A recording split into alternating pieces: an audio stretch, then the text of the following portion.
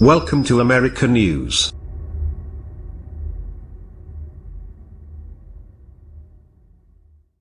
All eyes will be on President Trump next week when he travels to the devastated U.S. Commonwealth of Puerto Rico, whose hurricane-ravaged communities remain largely without food, electricity, and clean water ahead of his visit.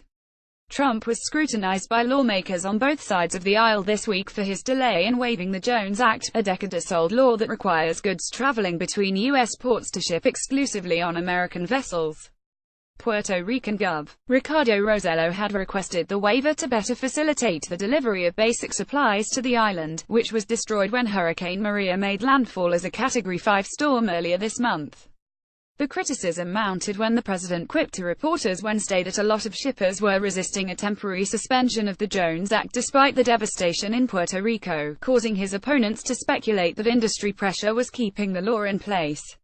It is an unfounded complaint, Tom Bossert, Trump's Homeland Security advisor, later told reporters when pressed to answer for criticism of the Jones Act waiver delay.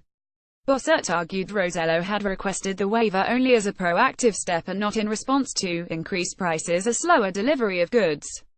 Others panned Acting Homeland Security Secretary Elaine Duke Friday when she said the limited number of deaths in Puerto Rico and the success of search and rescue efforts made for a really good news story. San Juan Mayor Carmen Yulín Cruz shot back in an interview with CNN hours later, "Damn it, this is not a good news story. This is a people-eddying story." Democrats have seized on the disaster in Puerto Rico, claiming the administration has the power to bring greater relief to victims of Maria by deploying more troops, opening additional airports and bringing in specialists to deal with blocked roads and lack of power across the island. Failed Democratic presidential nominee Hillary Clinton joined the chorus of critics on Monday, urging Trump and the Defense Department to send the Navy and its East Coast hospital ship, the USNS Comfort, to help with the ongoing relief effort. Officials ultimately agreed to send the ship. "I think I share the general consensus that they've been a little slow," said Brad Setzer, a senior fellow at the Council on Foreign Relations, who worked closely with Puerto Rico as a Treasury official under President Obama. Sen. Bill Nelson, DFLA, whose state is currently dealing with its own recovery in the wake of Hurricane Irma, said on Wednesday that drastic measures would have to be taken if the administration's response continued to appear to be slow and insufficient. Several critics of the president have accused him of demonstrating the same mismanagement that former President George W. Bush was lambasted for in the wake of Hurricane Katrina.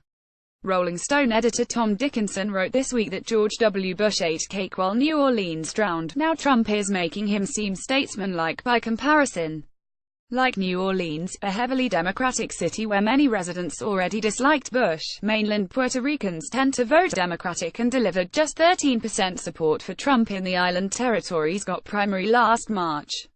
What you're seeing now with Puerto Rico is Democrats, and a fair amount of the mainstream media is trying to recreate the Katrina narrative to hurt Trump, Republican strategist Ford O'Connell told the Washington Examiner.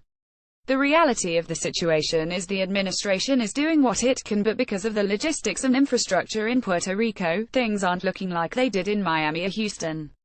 And a lot of Trump's political opponents are beginning to smell blood in the water, O'Connell said.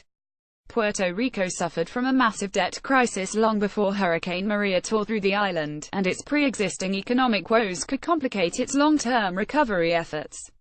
Trump has already cited the Commonwealth's broken infrastructure as an issue that has only exacerbated post-hurricane relief efforts, and he previously made headlines for tweeting that Puerto Ricans should not receive a fiscal bailout after its government began bankruptcy-like procedures in May. The Democrats want to shut government if we don't bail out Puerto Rico and give billions to their insurance companies for care failure. No, Trump tweeted at the time. As you know, there was hundreds of millions, a huge investment of money by others before the storms.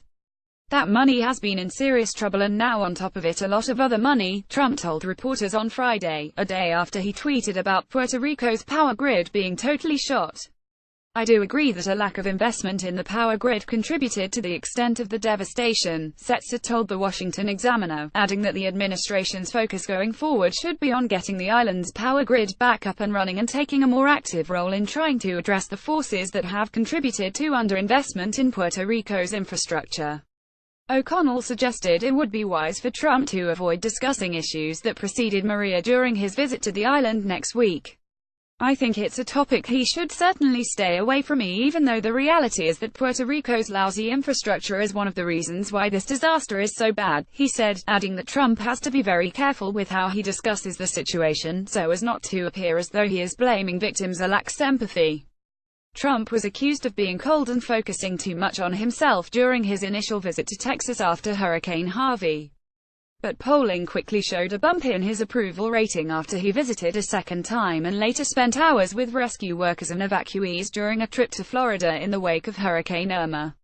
60% of Americans approved of the president's response to Hurricanes Harvey, Irma, and Maria, according to a Fox News poll released Wednesday. The only other issue on which he earned net positive approval was for the work he has done to stimulate the U.S. economy. White House officials are scrambling to ensure the president maintains a positive rating while he and aides juggle disaster relief in Puerto Rico with the impending tax reform battle in Congress. The Washington Examiner obtained talking points that the administration circulated to Republicans' allies on Friday, urging them to defend its phased approach to the delivery of personnel, resources, and equipment to Puerto Rico.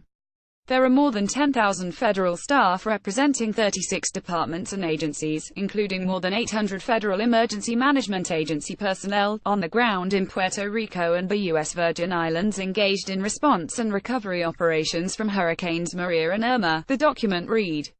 Trump, who will head to Puerto Rico next Tuesday, said in a speech just before the weekend that virtually everything has been wiped out and it's going to take a massive rebuilding effort to restore the island to the popular tourist destination it had been for decades before Maria hit.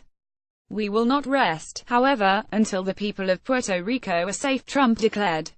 We want them to be safe and sound and secure, and we will be there every day until that happens.